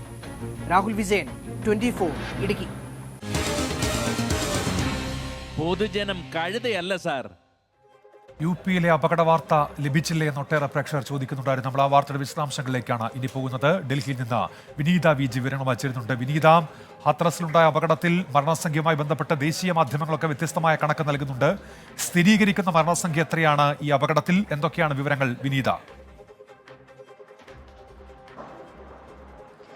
ഉന്മേഷ്, നമുക്കിപ്പോൾ ലഭ്യമായിരിക്കുന്ന റിപ്പോർട്ടുകൾ പ്രകാരം 87 പേർ മരിച്ചുവെന്ന ഒരു കണക്കാണ് നമുക്ക് ലഭ്യമായിരിക്കുന്നത്. ഈ മരണസംഖ്യ ഇനിയും ഉയർന്നേക്കുമെന്നാണ് അറിയാൻ കഴിയുന്നത്. കാരണം ഇപ്പോഴും നിരവധി ആളുകളെ ആശുപത്രിയിലേക്ക് എത്തിക്കുന്നുണ്ട്. പലർക്കും ബുദ്ധിമുട്ടുകളുണ്ട്. ഒരുപക്ഷെ ഈ മരണസംഖ്യ ഇനിയും ഉയരാൻ തന്നെയാണ് സാധ്യത എന്നാണ് നമുക്ക് നിലവിൽ അറിയാൻ കഴിയുന്നത്. ഈ മരിച്ചവരിലേറെയും സ്ത്രീകളും കുട്ടികളുമാണ്. ഉത്തർപ്രദേശിലെ ഹത്രസിൽ നടന്ന മതപരമായിട്ടുള്ള ചടങ്ങിനിടെയാണ് ഇങ്ങനെയൊരു വലിയ ഒരു ദുരന്തം ഉണ്ടാവുന്നത്. തിക്കിനും തിരക്കിലും ഇടയിൽപ്പെട്ടാണ് ഈ മരണം സംഭവിച്ചിരിക്കുന്നത്. ഈ കാലാവസ്ഥയുമായി ബന്ധപ്പെട്ട പ്രശ്നങ്ങളുണ്ട്, നല്ല ചൂടാണ്. ഇതിനിടയിൽ ഒരു കുടിൽ പോലത്തെ ഒരു സംവിധാനം ഒരുക്കിക്കൊണ്ട് അതിനുള്ളിലാണ് ഒരു മതപ്രഭാഷകന്റെ പ്രഭാഷണം ഉണ്ടായിരുന്നത്. ഇതിൽ പങ്കെടുക്കാനായി നിരവധി ആളുകളാണ് അവിടേക്ക് എത്തിയിരുന്നത്. പലർക്കും ദേഹാസ്വസ്ഥ്യം അനുഭവപ്പെട്ടു, ശ്വാസമുട്ടലുണ്ടായി. തുടർന്ന് ഈ ആളുകൾ ഒന്നിച്ചു പുറത്തേക്ക് ഇറങ്ങിയതാകാം ഇങ്ങനെ ഒരു അപകട കാരണമെന്നാണ് ഇപ്പോൾ പ്രാഥമികമായും അറിയാൻ കഴിയുന്നത്. ഇക്കാര്യത്തിലൊക്കെ തന്നെ വളരെ കൃത്യമായിട്ടുള്ള ഒരു അന്വേഷണം അത് പിന്നീട് ഉണ്ടാകുമെന്നും അറിയാൻ കഴിയുന്നുണ്ട്. 60ഓളം പേരുടെ മൃതദേഹങ്ങൾ ഇതിനോടകം തന്നെ ആശുപത്രിയിലേക്ക് എത്തിച്ചിട്ടുണ്ട് എന്നാണ് ജില്ലാ കളക്ടർ അഭിഷേക് കുമാർ വ്യക്തമാക്കുന്നത്. അങ്ങനെ ഒരു ഔദ്യോഗികമായിട്ടുള്ളൊരു സ്ഥിരീകരണം നമുക്ക് ലഭ്യമായിട്ടുണ്ട്. നേരത്തെ സൂചിപ്പിച്ചതുപോലെ മരിച്ചവരിൽ കൂടുതൽ സ്ത്രീകളാണുള്ളത്, കുട്ടികളുമുണ്ട്. ഹത്രാസ് ജില്ലയിലെ സിക്കന്ദ്ര റാവു പ്രദേശത്തുള്ള രതിഭാൻപൂർ ഗ്രാമത്തിലാണ് ഒരു പ്രത്യേകമായി ഇങ്ങനൊരു പരിപാടി തയ്യാറാക്കിയിരുന്നത്. ഒരു ചെറിയ കൂടാരം ഒരുക്കി ആ കൂടാരത്തിനുള്ളിലായിരുന്നു മതപ്രഭാഷകൻ തന്റെ അനുയായികളെ അഭിസംബോധന ചെയ്യുന്ന ഒരു പരിപാടിയായിരുന്നു. ഇതിനിടയിലാണ് ഇങ്ങനെ ഒരു അപകടം ഉണ്ടാകുന്നത്. ഇപ്പോഴും നിരവധി ആളുകളെ ആശുപത്രിയിലേക്ക് എത്തിച്ചുകൊണ്ടിരിക്കുകയാണ്. ഇതിനാവശ്യമായിട്ടുള്ള ക്രമീകരണങ്ങളെല്ലാം അവിടെ ഏർപ്പെടുത്തിയിട്ടുണ്ട് എന്നാണ് ഇപ്പോൾ നമുക്ക് ലഭ്യമായിരിക്കുന്ന റിപ്പോർട്ട്. വിനീത, ഈ തിക്കും തിരക്കും അത് പൊടുന്നനെ ഉണ്ടായതാണോ? എന്തുകൊണ്ട് ഇത്തരത്തിൽ ഒരു സംഭവം ഉണ്ടായി എന്നതുമായി ബന്ധപ്പെട്ട ഒരു വിശദീകരണമുണ്ടോ അധികൃതരുടെ ഭാഗത്തുനിന്ന്? ഉന്മേഷ്, നമുക്കിപ്പോൾ അറിയാൻ കഴിയുന്ന ഒരു പ്രാഥമിക വിവരം എന്ന് പറയുന്നത് ഈ കാലാവസ്ഥ, അതായത് നേരത്തെ സൂചിപ്പിച്ചതുപോലെ അതിചൂടാണ്, വലിയ ചൂടുണ്ടായിരുന്നു. ഇതിനിടയിൽ ഒരു ചെറിയ കൂടാരമാണ് ഒരുക്കിയിരുന്നത്. ഈ കൂടാരത്തിനുള്ളിലാണ് മതപ്രഭാഷണം നടത്തിയിരുന്നത്. ഇതിൽ പങ്കെടുക്കാനാണ് നിരവധി ആളുകൾ എത്തിയിരുന്നത്. പക്ഷേ ഒരുപക്ഷെ കൂടുതൽ ആളുകൾ എത്തിയതൊക്കെ തന്നെ ഈ ഒരു അപകടത്തിന് ഇടയാക്കിയെന്നാണ് അറിയാൻ കഴിയുന്നത്. ഈ ആളുകൾ ഒന്നിച്ചെത്തുകയും പിന്നീട് ചിലർക്ക് ദേഹാസ്വസ്ഥ്യം അതിൽ അനുഭവപ്പെട്ടു, ചിലർക്ക് ശ്വാസമുട്ടലുണ്ടായി. ഇങ്ങനെ ബുദ്ധിമുട്ടുള്ള ആളുകൾ കൂടാരത്തിൽ നിന്ന് ഒന്നിച്ച് പുറത്തേക്ക് ഇറങ്ങിയതാണ് ഇങ്ങനൊരു അപകടം ഉണ്ടാകാൻ കാരണമെന്നാണ് നമുക്കിപ്പോൾ പ്രാഥമികമായും അറിയാൻ കഴിയുന്നത്.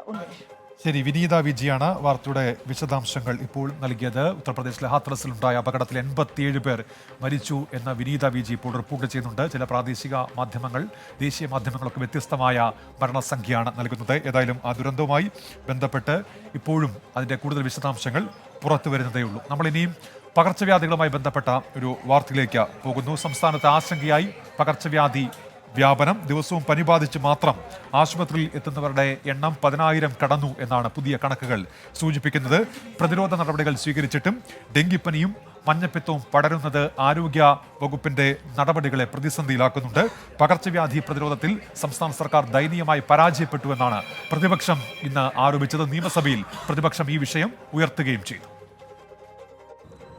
പകർച്ചവ്യാധി പ്രതിരോധ പ്രവർത്തനങ്ങൾ കൃത്യമായി നടപ്പിലാക്കിയെന്ന് സർക്കാർ അവകാശപ്പെടുന്നു.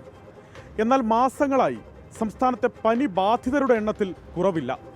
എലിപ്പനി, ഡെങ്കിപ്പനി, മഞ്ഞപ്പിത്ത വ്യാപനവും ആശങ്കയുണ്ടാക്കുന്നു. സംസ്ഥാനത്തെ പകർച്ചവ്യാധി വ്യാപന സാഹചര്യം പ്രതിപക്ഷം ഇന്ന് നിയമസഭയിൽ ഉന്നയിച്ചു. പനിക്ക് ചികിത്സ തേടിയെത്തുന്നവരുടെ എണ്ണം ദിനം പ്രതി വർദ്ധിക്കുന്നു എന്നാണ് കണക്ക്. 2,45,625 പേരാണ് ജൂൺ മാസത്തിൽ മാത്രമുള്ള പനി ബാധിതർ. ഡെങ്കിപ്പനി സ്ഥിരീകരിച്ചത് 2,207 പേർക്ക്. ഇതിൽ 4 പേർ മരിച്ചു.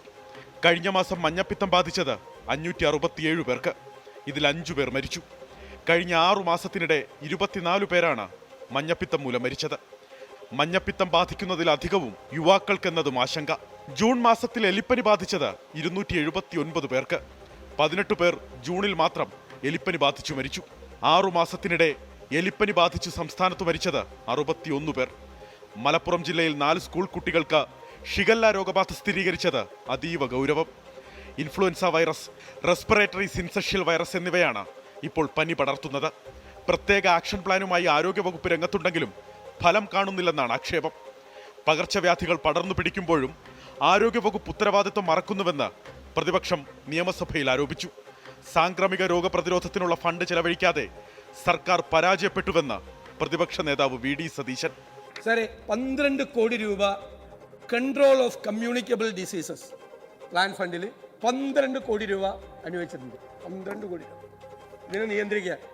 ഇന്നത്തെ ചെലവ് എത്രയെന്നറിയാം? ഇന്ന് വരെ നോക്കിക്കഴിയുമ്പോൾ 0.08% ഇതാണ് പ്ലാൻ ഫണ്ടിൽ നിന്ന് സാംക്രമിക രോഗങ്ങളെ നിയന്ത്രിക്കാൻ വേണ്ടിയിട്ട് ചെലവാക്കിയിരിക്കുന്ന പണം. പ്ലാൻ ഫണ്ടിൽ 0.08. ഒരു ഗുരുതര സാഹചര്യവും സംസ്ഥാനത്തില്ലെന്നായിരുന്നു ആരോഗ്യമന്ത്രിയുടെ നിലപാട്. സർ, 40,166 കേസുകളാണ് സർ 2015 IP കേസുകൾ ഉണ്ടായിരുന്നത്.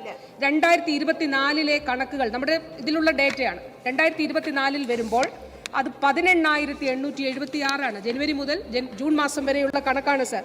അതായത് നമ്മുടെ ഈ പറഞ്ഞതുപോലെയുള്ള ഒരു ഗുരുതരമായിട്ടുള്ള അല്ലെങ്കിൽ ആ രീതിയിലുള്ള ഒരു സാഹചര്യം ഈ 2024 നമ്മുടെ സംസ്ഥാനത്തില്ല എന്നുള്ളത് തന്നെയാണ് സർ. മഴക്കാല പൂർവ്വ ശുചീകരണത്തിനു പെരുമാറ്റച്ചട്ടത്തിന്റെ പേരിൽ തെരഞ്ഞെടുപ്പ് കമ്മീഷൻ വിലക്കേർപ്പെടുത്തിയത് തിരിച്ചടിയായെന്ന് തദ്ദേശ മന്ത്രി എം പി രാജേഷ് ചൂണ്ടിക്കാണിച്ചെങ്കിലും വിലക്ക് യോഗം ചേരുന്നതിനും മാത്രമായിരുന്നുവെന്ന് പ്രതിപക്ഷ നേതാവ് തിരിച്ചടിച്ചു. ആരോഗ്യമന്ത്രിയും ആരോഗ്യ വകുപ്പുമൊക്കെ നിരത്തുന്ന ന്യായങ്ങൾ ന്യായങ്ങളായി തന്നെ അവശേഷിക്കുന്നു. എലിപ്പനിയും വൈറൽ പനിയും മഞ്ഞപ്പിത്തവും അടക്കമുള്ള പകർച്ചവ്യാധികളാൽ പൊതുജനങ്ങൾ വലയുകയാണ്. സർക്കാർ ആശുപത്രികളിലെ കണക്കുകൾ മാത്രമാണ് പുറത്തു വന്നിട്ടുള്ളത്.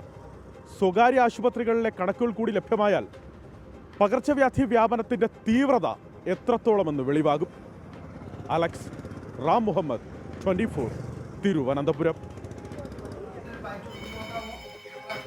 UP അപകടവുമായി ബന്ധപ്പെട്ട് കൂടുതൽ പ്രേക്ഷകരുടെ പ്രതികരണം വരുന്നുണ്ട്. മരണസംഖ്യ 90 എന്നൊക്കെ പ്രേക്ഷകർ പറയുന്നുണ്ട്. ഏറ്റവും ഒടുവിൽ 100-ന് മുകളിലേക്ക് മരണസംഖ്യ എത്തുന്നു എന്നുള്ളതാണ് ഏറ്റവും പുതിയ വിവരം. നേരത്തെ നമ്മൾ ആ വാർത്ത നൽകിയ സമയത്ത് 87 എന്നായിരുന്നു കണക്കെങ്കിൽ ഇപ്പോൾ അത് 100-ന് മുകളിലേക്ക് എത്തുന്നു എന്ന് പറയുന്നുണ്ട്. സുൽത്താൻ ഇഡിൻസിൽ നിന്നൊരു കാര്യം പറയുന്നുണ്ട്. കണ്ണൂർ ഇരിട്ടിപ്പുഴയിൽ 2 പെൺകുട്ടികൾ ഒഴുക്കിൽപ്പെട്ടു എന്ന് പറയുന്ന വാർത്ത. ആ വാർത്തയുടെ വിശദാംശങ്ങളിലേക്കാണ് നമ്മൾ ഇടവേളയ്ക്ക് ശേഷം എത്തുക. ആദ്യം ഇടവേളയിലേക്ക്. നമ്മൾ വീണ്ടും വാർത്തകളിലേക്ക് പോവുകയാണ്. ഇടവേളയ്ക്ക് മുൻപ് സൂചിപ്പിച്ച വാർത്തയിലേക്ക്. കണ്ണൂരിൽ നിന്നാണ് ദുരന്ത വാർത്ത വന്നത്. അവിടെ ഇരിട്ടിപ്പുഴയിലുണ്ടായ അപകടം സംബന്ധിച്ച് സജോ ദേവസ്യ വിവരങ്ങളുമായി ഇപ്പോൾ ചേരുന്നുണ്ട്. സജോ, എന്തൊക്കെയാണ് വിശദാംശങ്ങൾ? ഇരിട്ടിപ്പുഴയിലാണ് ഇന്ന് വൈകിട്ടോടുകൂടിയും കുളിക്കാനിറങ്ങിയ 2 പെൺകുട്ടികളെ കാണാതായത്. ഇവർ ഇരിട്ടി പടിയൂരിലെ വീട്ടിൽ ബന്ധുവീട്ടിൽ വിരുന്നിനായി എത്തിയതായിരുന്നു. അരിക്കൂർ സിഗ്ബ കോളേജിലെ വിദ്യാർത്ഥികളാണ്. ഇതിനിടെയാണ് പൂവംകടവ് എന്ന് പറയുന്ന സ്ഥലത്ത് വീടിനോട് തന്നെ ചേർന്ന ഭാഗത്ത് കുളിക്കാനായി ഇറങ്ങിയത്. ഈ ഘട്ടത്തിലാണ് അവർ ഒഴുക്കിൽപ്പെട്ടത്. പിന്നാലെ ആ സമയത്ത് ഒപ്പമുണ്ടായിരുന്ന മറ്റുള്ളവർ നിലവിളിച്ചു. പിന്നീട് നാട്ടുകാരും മറ്റും ഓടിക്കൂടി. പക്ഷേ രക്ഷാപ്രവർത്തനം അത്ര എളുപ്പമായിരുന്നില്ല. പിന്നീട് ഫയർഫോഴ്സ് സംഘവും സിവിൽ ഡിഫൻസ് ടീം അടക്കം എത്തി തിരച്ചിൽ നടത്തുകയാണ്. ഇതുവരെ അവരെ കണ്ടെത്താൻ കഴിഞ്ഞില്ല. പഴശ്ശി ഡാമിന്റെ കൂടി ഭാഗമാണ് ഇരിട്ടിപ്പുഴ. ഡാം തുറന്നിട്ടിരിക്കുകയാണ്. അതുകൊണ്ട് നല്ല അടിയൊഴുക്ക് കൂടി ഉണ്ട് എന്നതാണ് പ്രയാസകരമായ കാര്യം. അതുകൊണ്ട് ഇത് രക്ഷാപ്രവർത്തനവും തിരച്ചിലും അത്ര എളുപ്പമല്ല. പക്ഷെ ഇപ്പോഴും അത് പുരോഗമിക്കുകയാണ്. സജോ ദേവസ്യാണ് വാർത്തയുടെ വിശദാംശങ്ങൾ നൽകിയത്. 2 കുട്ടികളെയാണ് അവിടെ ഒഴുക്കിൽപ്പെട്ട് കാണാതായിരിക്കുന്നത്. UPയിൽ നടന്ന അപകടവുമായി ബന്ധപ്പെട്ട് പുതിയ വിവരങ്ങളൊക്കെ വരുന്നുണ്ട്. ഇപ്പോൾ മരണസംഖ്യ അത് 100 കടന്നെന്നുള്ള വാർത്ത വരുന്നുണ്ട്. അവിടെ മുഖ്യമന്ത്രി യോഗി ആദിത്യനാഥ് സംഭവസ്ഥലം സന്ദർശിക്കും എന്നുള്ള വാർത്ത വരുന്നുണ്ട്. അങ്ങനെ നടക്കുന്ന ഒരു വാർത്തയാണ്. UPയിലെ അപകട വാർത്തയാണ് ഇപ്പോൾ പുറത്തു വന്നുകൊണ്ടിരിക്കുന്നത്. നമ്മൾ അടുത്ത ഒരു റിപ്പോർട്ടിലേക്ക് കൂടി പോകുന്നു. മോട്ടോർ വാഹന വകുപ്പുമായി ബന്ധപ്പെട്ട ഒരു വാർത്തയാണ്. RTO ഉടമ അറിയാതെ വാഹനത്തിന്റെ ഉടമസ്ഥാവകാശം മറ്റൊരാൾക്ക് മാറ്റി നൽകിയിരിക്കുകയാണ് മോട്ടോർ വാഹന വകുപ്പ്. മലപ്പുറം തിരൂരങ്ങാടി സബ് RTO ഓഫീസിന് കീഴിൽ 7 വാഹനങ്ങളുടെ RC-യാണ് ഇത്തരത്തിൽ ഉടമ അറിയാതെ മാറ്റിയത്. ഉടമയ്ക്ക് OTP ലഭിക്കാതെ പുതിയ RC പ്രിന്റ് ചെയ്തിട്ടുണ്ട് എന്ന് മോട്ടോർ വാഹന വകുപ്പ് തന്നെ സമ്മതിക്കുന്നുണ്ട്. പക്ഷേ എങ്ങനെ ഈ പിഴവ് സംഭവിച്ചു എന്നുള്ളത് അറിയില്ല എന്നാണ് മോട്ടോർ വാഹന വകുപ്പ് നൽകുന്ന വിശദീകരണം. അതിന് പിന്നിൽ തട്ടിപ്പ് എന്നുള്ള തരത്തിലാണ് ഇപ്പോൾ പുറത്തുവരുന്ന വിവരം. ആ റിപ്പോർട്ടിലേക്ക്. ഒരു വാഹനം വാങ്ങിയാൽ അതിൻ്റെ RC ലഭിക്കാൻ എത്ര ദിവസം എടുക്കും? പോട്ടെ, ഒരു വാഹനത്തിൻ്റെ ഉടമസ്ഥാവകാശം മറ്റൊരാളുടെ പേരിലേക്ക് മാറ്റി നൽകാൻ എന്തൊക്കെ ബുദ്ധിമുട്ടുകൾ ഉണ്ടാകും? നൂലാമാലകൾ ഏറെ ഉണ്ടാകുമെന്നായിരിക്കും ഉത്തരമല്ലേ? തിരൂരങ്ങാടി സബ് RTO ഓഫീസിന് കീഴിൽ 7 വാഹനങ്ങളുടെ ഉടമസ്ഥാവകാശം ഉടമ പോലും അറിയാതെ മാറ്റി നൽകി. വളരെ സിമ്പിളായിട്ട്. ഉദ്യോഗസ്ഥരാണ് ഈ തട്ടിപ്പിന് കൂട്ടുനിന്നത് എന്നുള്ളതാണ് നിലവിലത്തെ ആരോപണം.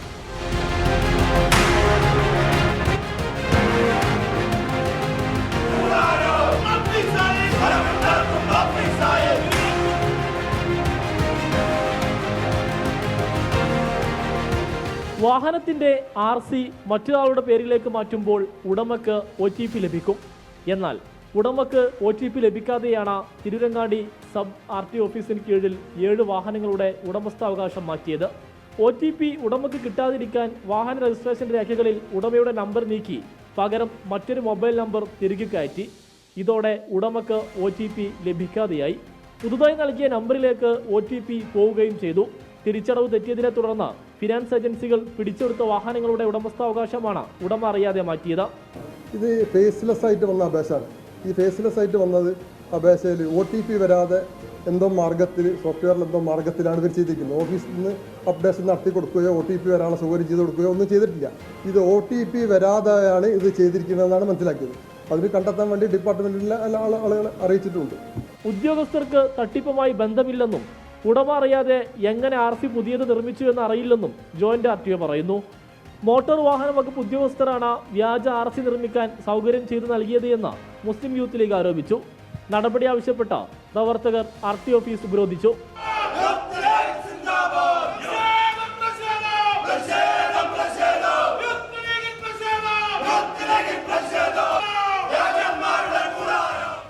തിരൂരങ്ങാടി പോലീസ് ഒരാഴ്ചക്ക് മുമ്പ് തന്നെ ഈ പരാതി കിട്ടിയിരുന്നു, വ്യാജ RC നിർമ്മിക്കപ്പെട്ടിട്ടുണ്ട് എന്നുള്ളത്. എന്നാൽ ആ RC നിർമ്മിക്കപ്പെട്ടു എന്ന് ജോയിന്റ് RTO പരാതി നൽകിയിട്ടും ഇതുവരെ കേസെടുക്കാനോ തുടർന്നുള്ള അന്വേഷണം നടത്താൻ പോലും പോലീസ് തയ്യാറായിരുന്നില്ല. ജോയിന്റ് RTO പോലീസിലും ട്രാൻസ്പോർട്ട് കമ്മീഷണർക്കും പരാതി നൽകിയിട്ടുണ്ട്. മുസ്ലിം യൂത്ത് ലീഗ് ഗതാഗത മന്ത്രിക്കും പരാതി നൽകി. അതിനിടെ പരാതിക്കാരുമായി ചിലർ ഒത്തുതീർപ്പിനും ശ്രമം നടത്തുന്നുണ്ട് എന്നാണ് വിവരം. സമാനമായ തട്ടിപ്പ് നേരത്തെ മലപ്പുറം RTO ഓഫീസ് കേന്ദ്രീകരിച്ച് നടന്നിരുന്നു. അന്ന് 4 ഉദ്യോഗസ്ഥരാണ് അറസ്റ്റിലായത്. നേരത്തെ പലതരത്തിലുള്ള തട്ടിപ്പുകൾക്ക് ഉദ്യോഗസ്ഥ ഒത്താശയുണ്ടായ ഇടം കൂടിയാണ് തിരൂരങ്ങാടി RTO ഓഫീസ്. അതുകൊണ്ട് തന്നെ ഈ പരാതിയിലും കൃത്യമായ വകുപ്പ് തല അന്വേഷണവും ഒപ്പം തന്നെ പോലീസ് അന്വേഷണവും നടന്നെങ്കിൽ മാത്രമേ ആരാണ് തട്ടിപ്പ് നടത്തിയത്, ആരാണ് കൂട്ടുനിന്നത് എന്ന കാര്യത്തിൽ വ്യക്തത വരികയുള്ളൂ. സമീർ ബിൻ കരീം, 24, തിരൂർ. പൊതുജനം കഴുതയല്ല സാർ. ഇങ്ങനെ വാർത്തകൾക്കിടെ വിവിധ ജില്ലകളിലെ മഴ വിവരങ്ങൾ കൂടി പ്രേക്ഷകർ താഴെ അറിയിക്കുന്നുണ്ട്. ആലപ്പുഴയിലെ മഴയുടെ കാര്യം അറിയിക്കുന്നുണ്ട് നിഷിത. വസന്തകുമാരി, വയനാട്ടിൽ ചെറിയ ചാറ്റൽ മഴയുണ്ട് എന്ന് പറയുന്നുണ്ട്. അങ്ങനെ മഴ വിവരങ്ങൾ പ്രേക്ഷകർ പങ്കുവെക്കുന്നുണ്ട്. നമ്മൾ അടുത്ത ഒരു റിപ്പോർട്ടിലേക്ക് കടക്കുന്നത് സംസ്ഥാന DGPയുമായി ബന്ധപ്പെട്ട ഒരു വാർത്തയിലേക്കാണ്. സംസ്ഥാന പോലീസ് മേധാവി ഉൾപ്പെട്ട ഭൂമി വിൽപ്പന അത് വിവാദമായതോടെ ഒത്തുതീർത്ത് മുഖം രക്ഷിക്കാനുള്ള നീക്കം നടക്കുകയാണ്. പരാതിക്കാരനായ പ്രവാസിക്ക് മുഴുവൻ തുകയും പലിശയും തിരിച്ചു നൽകാനാണ് ശ്രമം. DGP നടത്തിയ ഭൂമി ഇടപാടിനെക്കുറിച്ച് മുഖ്യമന്ത്രിയുടെ പൊളിറ്റിക്കൽ സെക്രട്ടറിക്ക് പരാതി നൽകിയിരുന്നു എന്നതിന്റെ വിവരങ്ങൾ കൂടി ഇപ്പോൾ ഈ ഘട്ടത്തിൽ പുറത്തു വരുന്നുണ്ട്. ഇതാദ്യമായാണ് കേരളത്തിലെ ഒരു പോലീസ് മേധാവിക്കെതിരെ ഇത്ര ഗുരുതര പരാതി വരുന്നതും കോടതിയിൽ നിന്ന് അസാധാരണ ഇടപെടൽ ഉണ്ടാകുന്നതും. പോലീസ് മേധാവി തന്നെ വിശ്വാസവഞ്ചന കേസിൽ പ്രതിക്കൂട്ടിലാകുന്നു. ഭൂമിയുടെ പേരിലുള്ള ലോൺ വിവരം മറച്ചുവെച്ച് വിൽപ്പന കരാർ ഉണ്ടാക്കിയത് ഗുരുതര കുറ്റം. അതിലും ഗൗരവമേറിയതാണ് ആദായ നികുതി വകുപ്പിന്റെ മാർഗരേഖ മറികടന്ന സ്വന്തം ചേംബറിൽ 5 ലക്ഷം രൂപ നേരിട്ട് കൈപ്പറ്റിയത്. DGP നടത്തിയ ക്രമക്കേടിനെ കുറിച്ച് അക്കമിട്ട് നിരത്തിയുള്ള പരാതി നേരത്തെ ലഭിച്ചിട്ടും അനങ്ങാത്ത മുഖ്യമന്ത്രിക്കും ഉത്തരവാദിത്വത്തിൽ നിന്ന് ഒഴിയാനാകില്ല. കഴിഞ്ഞ മാസം 24-നാണ് പ്രവാസിയായ ഉമർ ഷെരീഫ് മുഖ്യമന്ത്രിക്ക് ഓൺലൈനായി പരാതി നൽകിയത്.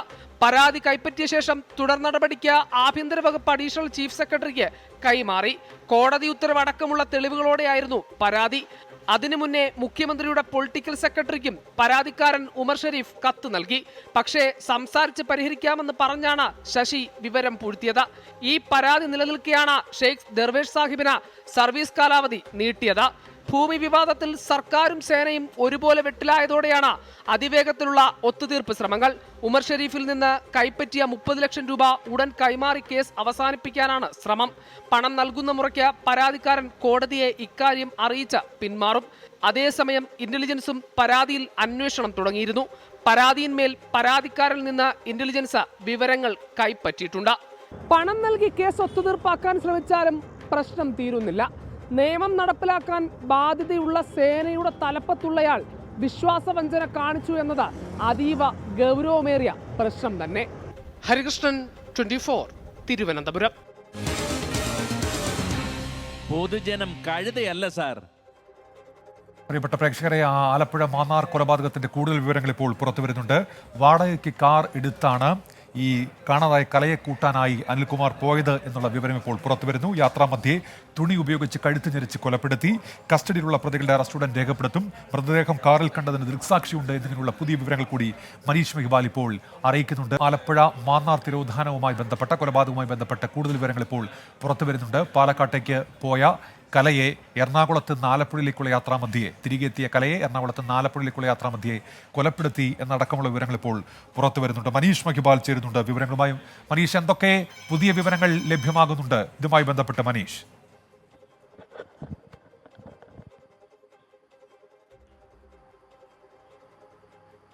ഉന്മേഷ്, ഈ ഘട്ടത്തിൽ നമുക്ക് ഉറപ്പിക്കാൻ കഴിയുന്നത് ഇത് കൊലപാതകമാണെന്ന് പോലീസ് ഉറപ്പിച്ചു. ഇനി ഇതുവരെയും ഈ കേസ് ആലപ്പുഴ മാന്നാർ പോലീസ് സ്റ്റേഷനിലെ ഒരു കാണാതായ ഒരു മിസ്സിംഗ് കേസ് മാത്രമായിരുന്നത്. അത് ഇപ്പോൾ നിലവിൽ പുതിയ FIR, അത് കൊലപാതകത്തിന് പോലീസ് പുതിയ FIR രജിസ്റ്റർ ചെയ്യും. ഒപ്പം തന്നെ കസ്റ്റഡിയിലുള്ള പ്രതികളെ സംബന്ധിച്ച് 4 5 എന്ന കാര്യത്തിൽ വ്യക്തത വന്നിട്ടില്ല. ആ ഉള്ള പ്രതികളെയൊക്കെ തന്നെ അറസ്റ്റ് രേഖപ്പെടുത്തും.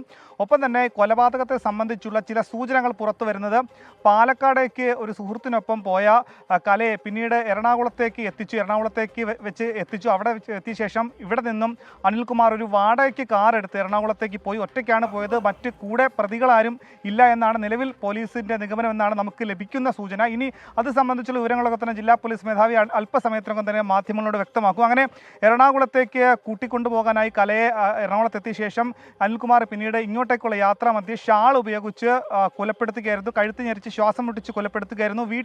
ആലപ്പുഴ മാന്നാറിലെ വീട്ടിലെത്തിയ ശേഷം ബന്ധുക്കളോട് ഈ വിവരം പറഞ്ഞു. അതിനു മുൻപ് തന്നെ ഈ മൃതദേഹം കാറിൽ കിടക്കുന്നതിനെ സംബന്ധിച്ചൊരു ദൃക്സാക്ഷിയെ കൂടി പോലീസിന് കിട്ടിയിട്ടുണ്ട്. പക്ഷേ ഇതെങ്ങനെ ഈ ദൃക്സാക്ഷി എവിടെ നിന്നാണ് പോലീസിന് ലഭ്യമായിട്ടുള്ളത് അടക്കം, കാരണം 15 വർഷങ്ങൾക്ക് മുൻപുള്ള സംഭവമാണ്. ഇത് സംബന്ധിച്ച് ഈ പോലീസിന്റെ തെളിവ് ശേഖരണമൊക്കെ തന്നെ നേരത്തെ തന്നെ തുടങ്ങിയിട്ടുണ്ട്. 2 മാസങ്ങൾക്ക് മുൻപ് തുടങ്ങിയ അന്വേഷണമാണ്. അതുകൊണ്ട് തന്നെ പോലീസ് അവസാന ഘട്ടത്തിലാണ് മൃതദേഹത്തിലേക്ക് എത്തിയെന്നുള്ള വിവരമാണ് ഇപ്പോൾ ലഭ്യമാകുന്നത്.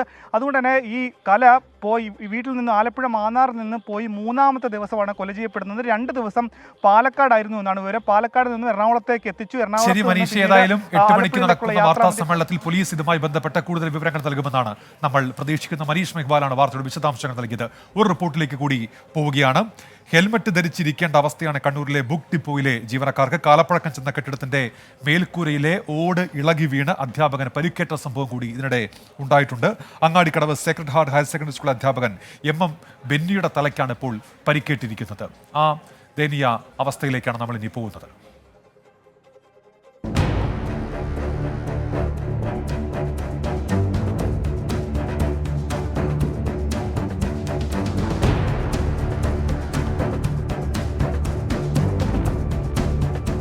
കണ്ണൂരിലെ ഹയർ സെക്കൻഡറി മേഖലാ ഉപമേധാവിയുടെ ഓഫീസിന് സമീപത്തെ കാലപ്പഴക്കം ചെന്ന കെട്ടിടം.